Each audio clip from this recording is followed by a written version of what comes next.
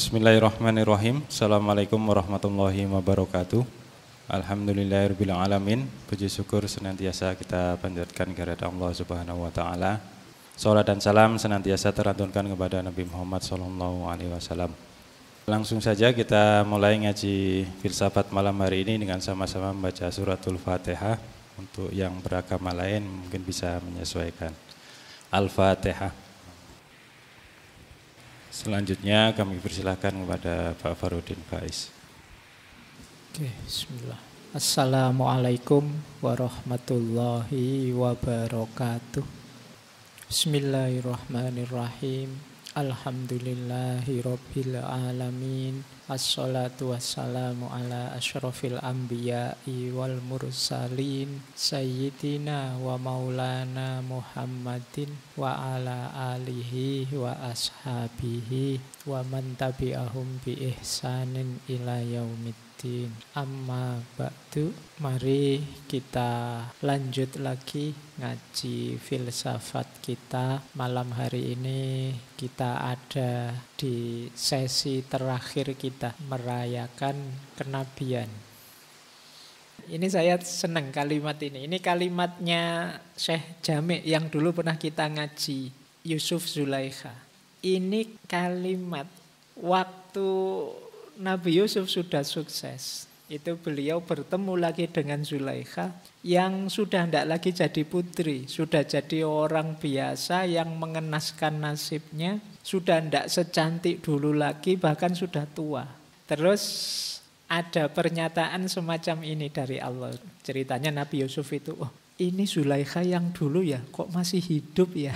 Mungkin begitu bahasanya. Mungkin kalau kamu ketemu mantanmu, ketemu lagi, kamu kok tambah mengenaskan sekarang. Kalau di Syekh Jami' wong itu novel ya. Tapi kalimat ini dalam maknanya. Jadi kata Allah begini, kenapa kok belum meninggal si Zulaikha ini? Kan dia sempat memfitnah Nabi Yusuf. Kata Allah, aku belum mengambilnya. Sebab dalam dirinya terkandung cinta kepada orang yang juga aku cintai.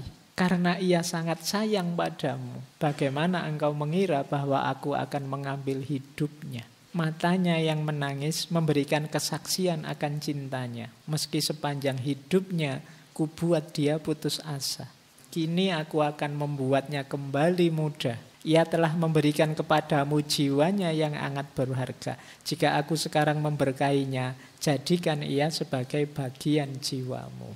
Kalau di novelnya Jami' kan kemudian menikah Yusuf Zulaikha ini. Jadi kenapa sih kok Allah tidak mengambil tindakan pada Zulaikha ini? Karena Allah sayang, cinta sama Nabi Yusuf, sementara dalam hatinya Zulaikha ada Nabi Yusuf. Tidak mungkin aku menghancurkan dia, karena dalam hatinya ada dirimu, sementara aku sangat mencintainya. Ini pentingnya teman-teman, ayo dihidupkan cinta pada Rasulullah itu dalam diri kita. Berarti di batin kita, di kolbu kita ada Rasulullah. Kalau sudah ada makhluk yang paling dicintai Allah itu dalam batin kita, ya insya Allah seperti firman-Nya Allah pada Nabi Yusuf ini. Apa ya tego aku melakukan yang menyakitkan pada dirinya, wong dalam hatinya ada dirimu yang aku cintai. Silahkan teman-teman pakai logika ini kalau ada yang tanya, kenapa sih kita harus mencintai Rasulullah? Kenapa kita memperbanyak sholawat dan lain sebagainya? Dalam rangka apa? Menghidupkan Rasulullah dalam diri kita. Menghidupkan kemuhammadan. Berarti apa? Ada yang paling disayangi Allah dalam diri kita. Kalau yang paling disayangi Allah dalam diri kita hadir, tentu saja Allah akan sayang pada kita. Nah itu cara berpikirnya begitu. Nah ini saya ambil dari kisahnya Yusuf dan Zulaikha dari Syekh Abdurrahman Jami'. Tapi memang ada juga kisah nyata. Kalau tadi kan karangannya Syekh Jami'. Kisah nyata tentang Rasulullah. Jadi ada seorang ulama bernama Syekh Isa Bayanuni. Beliau ini dari desa Bayanun di kota Aleppo, Suriah. Syekh Isa ini sangat mencintai Rasulullah. Sampai satu ketika beliau bermimpi bertemu Rasulullah. Rasulullah terus bilang padanya, wahai Bayanuni, kami sudah menyiapkan tempat untukmu di dekat kami. Setelah itu Syekh Isa ini berangkat haji ke Mekah. ziarah di makamnya Rasulullah. 3 hari setelah ziarah beliau sakit terus wafat. Dimakamkan di pemakaman Baqi Madinah tahun 43. Tidak lama, beberapa tahun setelah wafat, makam beliau dibongkar. Dan ternyata jasad beliau masih utuh. Meskipun sudah beberapa tahun. Orang-orang takjub. Tapi terus orang-orang paham. Kenapa kok bisa begitu? Dari syair beliau sendiri. Jadi beliau menulis syair yang sangat indah. Yang maknanya ternyata persis sama dengan yang dialami. Jadi beliau nulis syair seperti ini. Jasadun tamakkana hubbu Ahmadin fihi tawallahi innal ardo la tablihi. Jasad yang menyimpan cinta pada Ahmad atau Nabi Muhammad, demi Allah tak akan pernah dimakan bumi.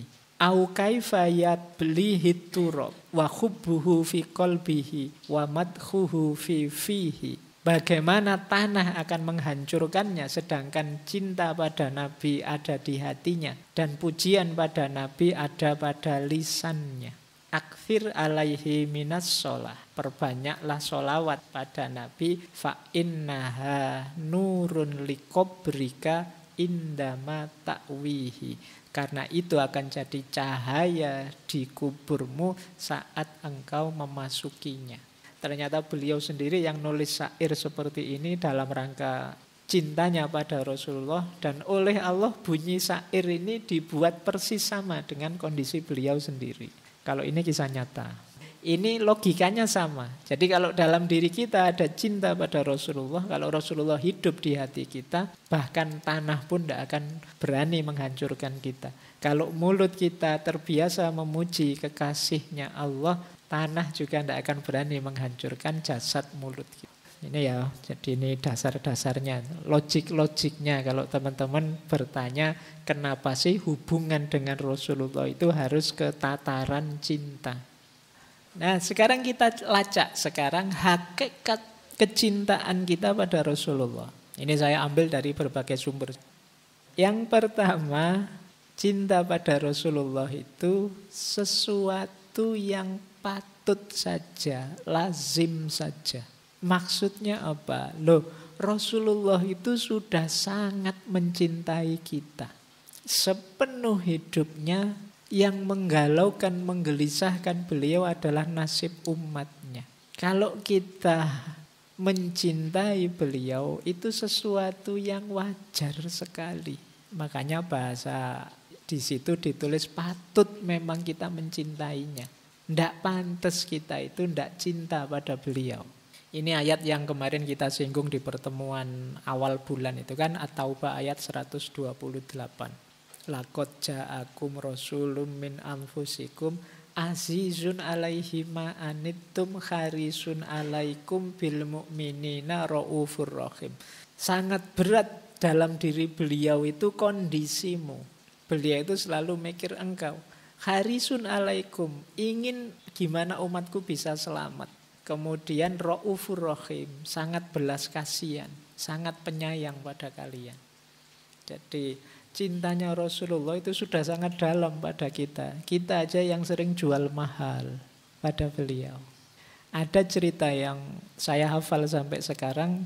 Jadi ada cerita di akhir hidup beliau ketika Jibril datang. Kemudian Rasulullah mengizinkan Jibril mendekat. Itu Jibril bilang, wahai Rasulullah, aku datang untuk mengambil nyawamu. Kata Rasulullah, yes, kalau memang sudah waktunya. Cuma ada ndak sih berita gembira di akhir hidupku? Terus Jibril bilang, tidak usah khawatir Muhammad, karena dosamu semuanya sudah diampuni oleh Allah. Dan nabi-nabi dan para rasul sebelumnya ndak boleh masuk surga sebelum engkau masuk surga duluan.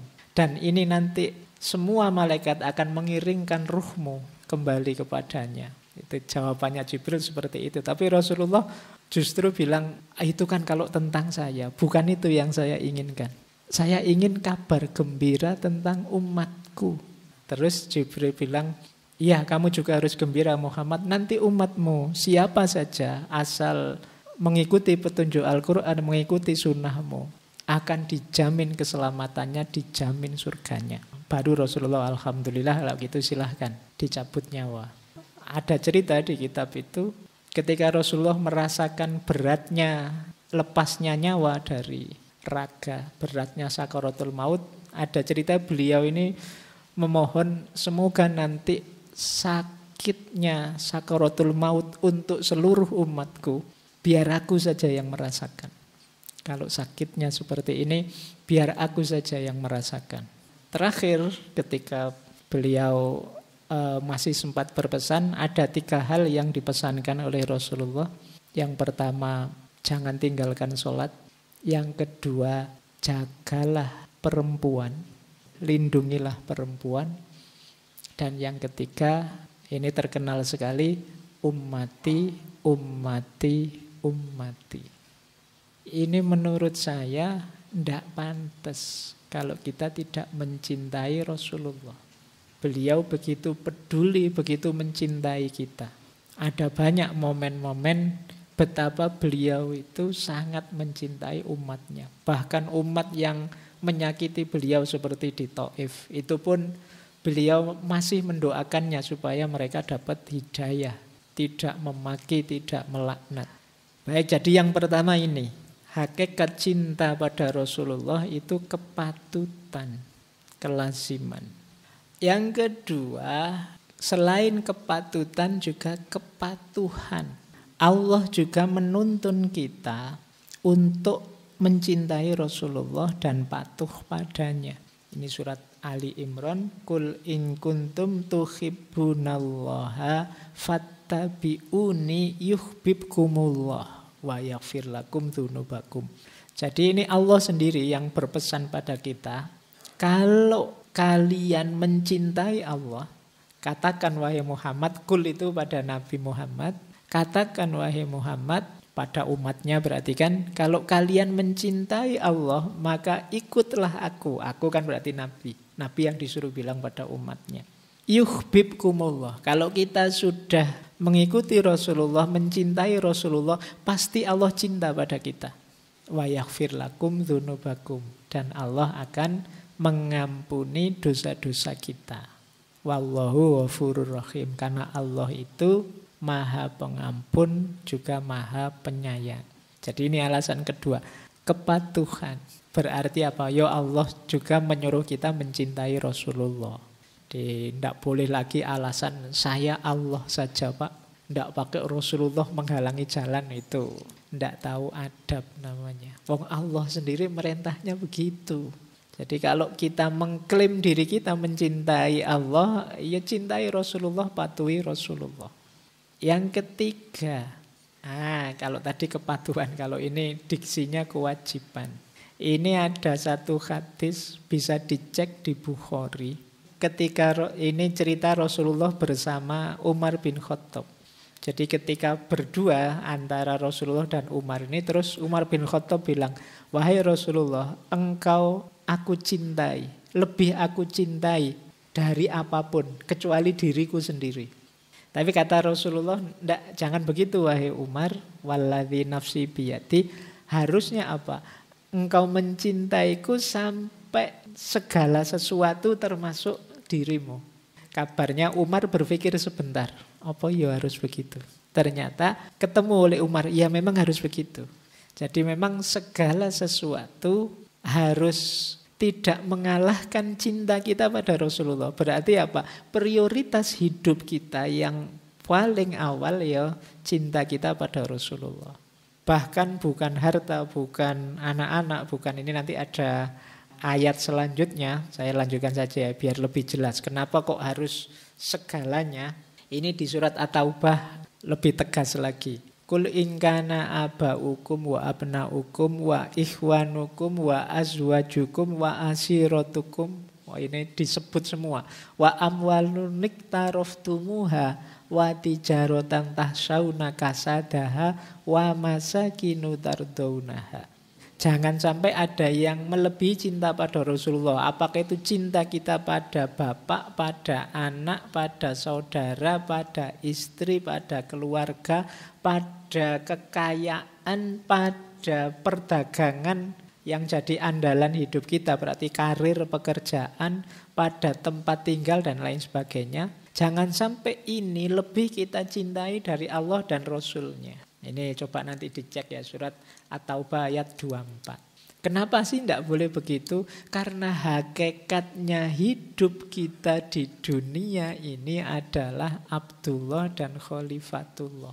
Semua yang disebut tadi, bapak, anak, harta, dan lain sebagainya, harusnya adalah kendaraan kita, fasilitas kita, nikmat yang diberikan oleh Allah pada kita, yang harus kita manfaatkan dalam rangka lebih dekat pada Allah.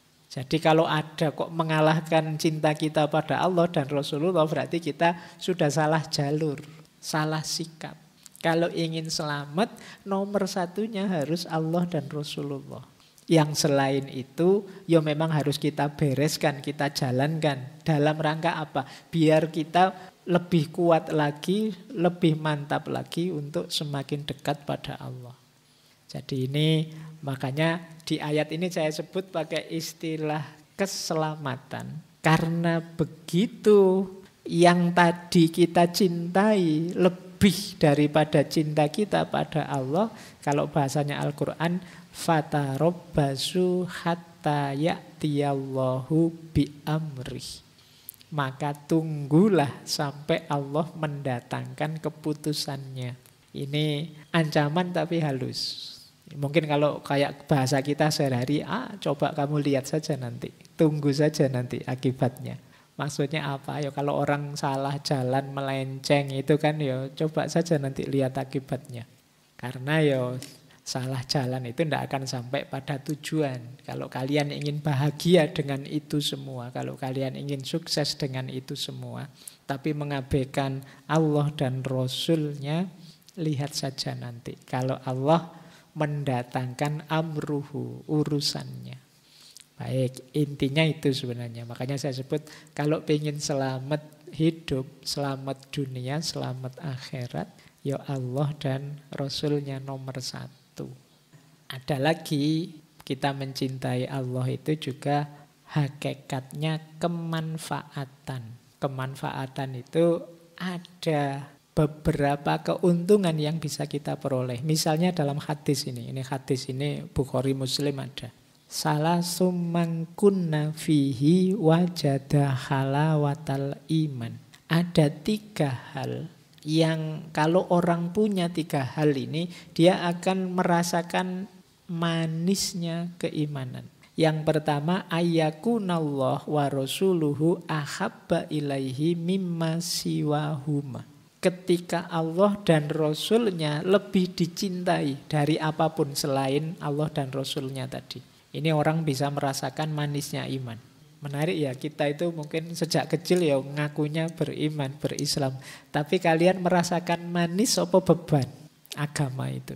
Mungkin selama ini agama kan bagimu lebih banyak beban. Kalau seperti ini kamu belum merasakan manisnya keimanan. Kenapa bisa begitu? Kemungkinan dalam hidupmu Allah wa rasuluhu tidak ahabbu ilaihi mimma siwahuma. Ada yang selain Allah yang kamu cintai. Makanya perintah-perintahnya rasanya berat.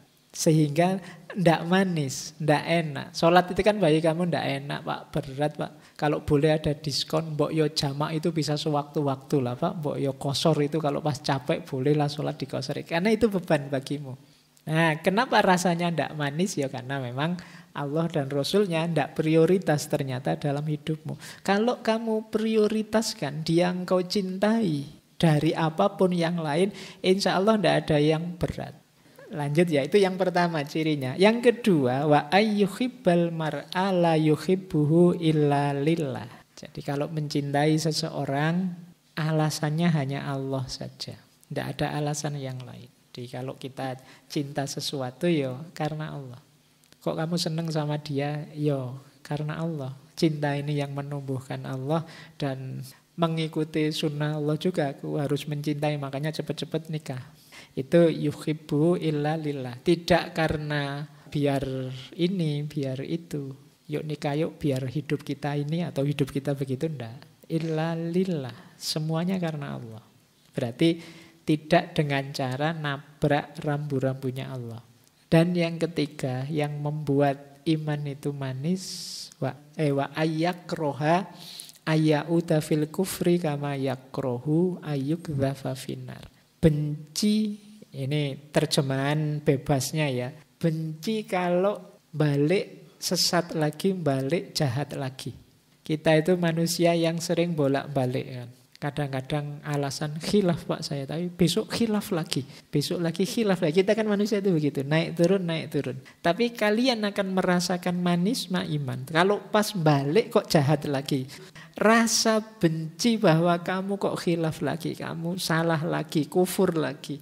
Hidup kok cuek sama Allah lagi. Nah, ini menunjukkan bahwa engkau serius, ingin dekat dan mencintai Allah. Ini orang yang bisa merasakan nikmatnya iman. Bukan orang yang sudah mati rasa, dosane oke tapi ra kroso. Bolak-balik salah tapi tidak sadar kalau dia salah. Sense of guilty-nya mati. Ini sulit merasakan manisnya iman. Kalau di sini ya istilahnya kufur. Jadi ini diantara manfaatnya. Mencintai Rasulullah itu bagian dari kita merasakan manisnya iman.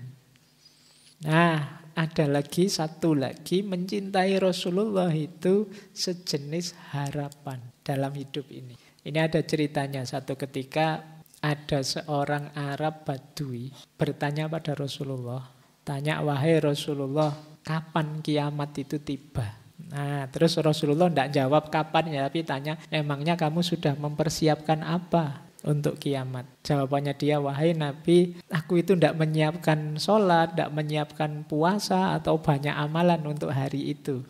Pokoknya cukup aku mencintai Allah dan Rasulnya saja. Bayangannya kan, wah tidak sholat, tidak puasa mesti. Nah, itu kan kamu bayangannya gitu. Tapi sabdanya Rasulullah apa? Pada orang Badui tadi, almar'u ma'aman ahabba. Orang itu bersama yang dicintai. Wah, senang sekali orang Batu ini. Dan ceritanya ketika mendengar kalimat ini, para sahabat juga senangnya luar biasa. Alhamdulillah. Berarti memang kuncinya ada pada cinta pada Allah dan Rasulnya. Berarti apa? Besok akan bareng Rasulullah. Mengaku cinta Rasulullah. Kan logika sederhananya begitu. Kalau bareng Rasulullah kan berarti lumayan nyaman kan, surga kelas VIP, kelas tinggi.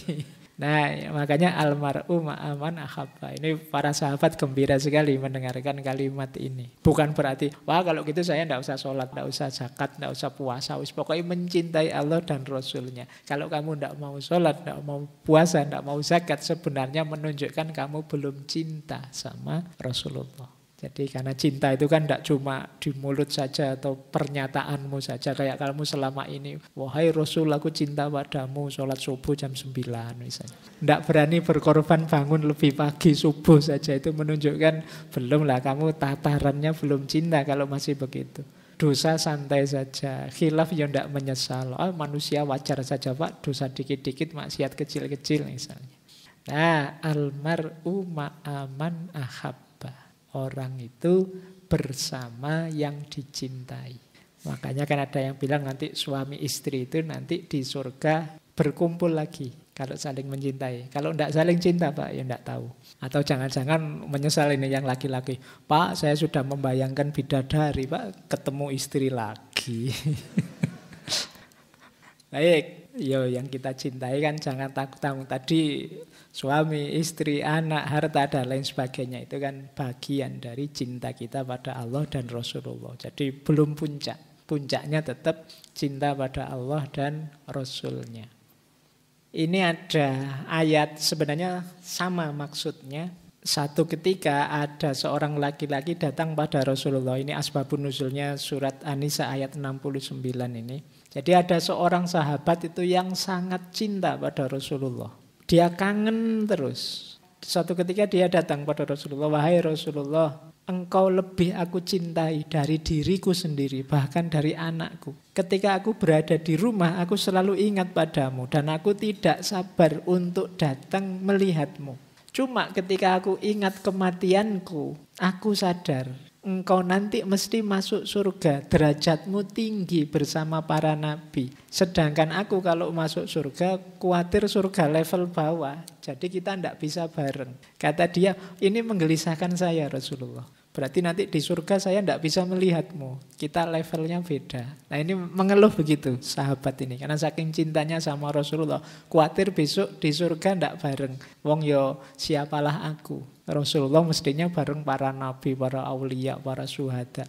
Ini Nabi diam. Bingung mau jawab gimana. Tapi kemudian turun ayat ini. Surat An-Nisa ayat 69. Wa may yuti'illah war rasula fa ulaika ma'alladzina an'amallahu alaihim minan nabiyyin wassodiqin wasyuhada wassolihin. Jadi barang siapa taat pada Allah dan Rasulnya, mereka akan bersama-sama dengan orang-orang yang dianugerahi nikmat oleh Allah, yaitu para nabi, para siddiqin, para syuhada, dan orang soleh. Dan mereka itulah teman yang sebaik-baiknya. Jadi ini firman ini menjawab sahabat tadi, tidak usah khawatir. Asal engkau patuh pada Allah dan Rasulnya, nanti bareng-bareng akan ketemu para nabi, para siddiqin, para syuhada, para solihin. Jadi tidak masalah. Cintai Rasulullah dan jalankan sunnah-sunnahnya, insya Allah nanti bareng. Tidak usah takut levelnya surganya beda. Nah ini menarik ya, dasarnya memang cinta. Ini ada satu kalimat lagi, logika tadi. Kenapa sih kok kita nanti akan bersama yang kita cintai, dan apa pentingnya kita mencintai Rasulullah, termasuk mencintai orang-orang soleh, para syuhada dan lain sebagainya. Ini saya ambil dari karyanya Syekh Mubarakpuri yang judulnya Tuhfatul Ahwadhi bisyarhi Jami' At-Tirmidzi, syarahnya At-Tirmidzi. Kata Syekh Mubarakpuri, kalau seseorang mencintai satu kalangan dengan ikhlas, maka sebagaimana dinyatakan oleh Nabi, ia termasuk golongan mereka, kendati amalnya tidak seperti yang dilakukan oleh orang-orang soleh tadi, sebab keterpautan hati mereka. Kiranya rasa cinta itu memotivasi agar bisa berbuat serupa. Kenapa sih orang itu nanti akan oleh Allah dikumpulkan dengan yang dia cintai? Karena kalau kita mencintai tadi orang-orang soleh, kita mencintai para syuhada, para solihin, para ulama, para aulia, ini menunjukkan, kalau pakai bahasa hari ini, kecenderungan jiwa kita pada mereka. Meskipun amal kita mungkin masih belum selevel mereka. Kecenderungan jiwa ini saja kita sudah menang selangkah. Karena dengan itu kita biasanya terus terdorong untuk meniru, mengikuti. Kalau teman-teman misalnya punya kiai, punya guru, punya ulama, panutan, terus dicintai sedemikian rupa, mau tidak mau jiwa kita kan akan cenderung ke sana. Kemudian kita terdorong untuk meniru meskipun tidak sebagus, tidak selevel beliau-beliau itu. Makanya hadis almar'u ma'aman ahabba itu sebenarnya dorongan bagi kita. Yuk kita mencintai yang baik-baik, kita mencintai orang baik. Khususnya mencintai Rasulullah. Ya karena puncaknya cinta itu kan Rasulullah.